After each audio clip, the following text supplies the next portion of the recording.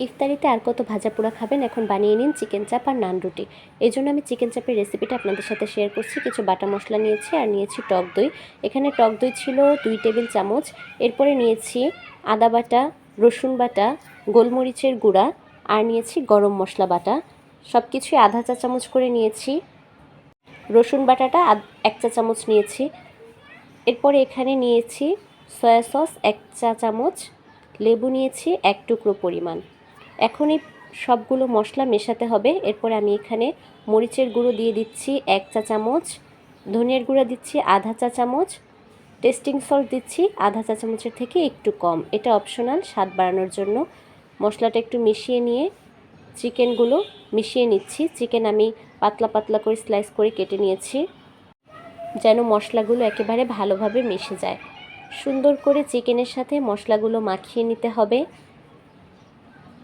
প্রতিদিন একই ইফতার খেতে কিন্তু ভালো লাগে না, তবে ভাজা পোড়া না হলেও ইফতার কিন্তু জমে না। তাই 30টা রোজার 20টা দিন যদি ভাজা পোড়া খান, আর 10টা দিন কিন্তু বিভিন্ন জিনিস বানিয়ে ভাবে খেতে পারেন। তো আজকে আমি বানাচ্ছি চিকেন চাপ আর নান রুটি। তো চিকেন চাপের রেসিপিটাই শুধু শেয়ার করছি, নান রুটির রেসিপি অন্যদিন শেয়ার করব।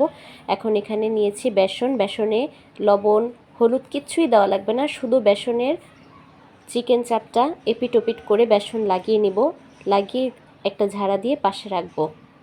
এইটুকুই কাজ। আর আমি চিকেনটা ম্যারিনেট করে 2 ঘন্টার জন্য ফ্রিজে রেখে দিয়েছিলাম, এতে মশলাটা একেবারে ভালো করে লেগেছে। তেল গরম করে চিকেনগুলো আমি ভেজে নেব। চুলার আঁচ মিডিয়াম রাখবো, একেবারে কমিয়েও দিব না। একেবারে কমিয়ে দিলে চিকেনের সব পানি ছেড়ে দিবে, চিকেনটা হার্ড হয়ে যাবে। ভেজে উঠিয়ে ফেলেছি। এখন নিয়েছি পেঁয়াজ কুচি আর মরিচ কুচি, যেগুলো ভেজে উঠিয়ে রেখেছি এগুলো ছোট ছোট টুকরো করে কাটছি। আজকে আমি এরকম ঝুড়ি ঝুড়ি করে বা ছোট ছোট টুকরো করে যে চিকেন চাপটা বানায় সেটা বানাচ্ছি। আবার বড় করেও বানানো যায়, সেই রেসিপি আমি আপনাদের সাথে আরেকদিন শেয়ার করব।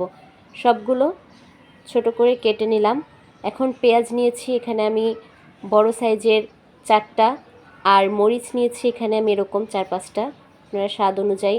এখানে একটু মরিচের গুঁড়া, একটু ধনিয়ার গুঁড়া, লবণ দিয়ে এই পেঁয়াজ মরিচটা আমি ভেজে নিলাম। এতটুকু পরিমাণেই দিব যেটা পেঁয়াজ মরিচের জন্য লাগে। আর চিকেনে তো সব কিছু আগে থেকেই দেওয়া আছে।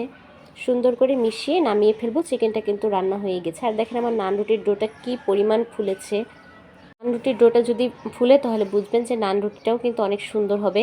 তো আমি এক এক করে সবগুলো নান রুটি ভেজে নিচ্ছি। আমার নান রুটি ভাজা শেষ। এরকম একটা নান রুটি খেলেই কিন্তু পেট একেবারে ভরে যায়। আমি এরকম 4 পিস করে কেটে নিয়েছি। আর নিয়েছি চিকেন চাপ, আর একটা সালাদ নিয়েছি টমেটো আর কাঁচা মরিচ দিয়ে একটা ছোট ছোট টুকরো করে একটা মাখা সালাদ করেছি। এখন এটা একসাথে খেতে কিন্তু অনেক ভালো লাগছে। আপনারা বাসায় ট্রাই করতে পারেন। যারা নতুন, চ্যানেলটি সাবস্ক্রাইব করে দিবেন, ফেসবুকে হলে ফলো দিয়ে পাশে থাকবেন।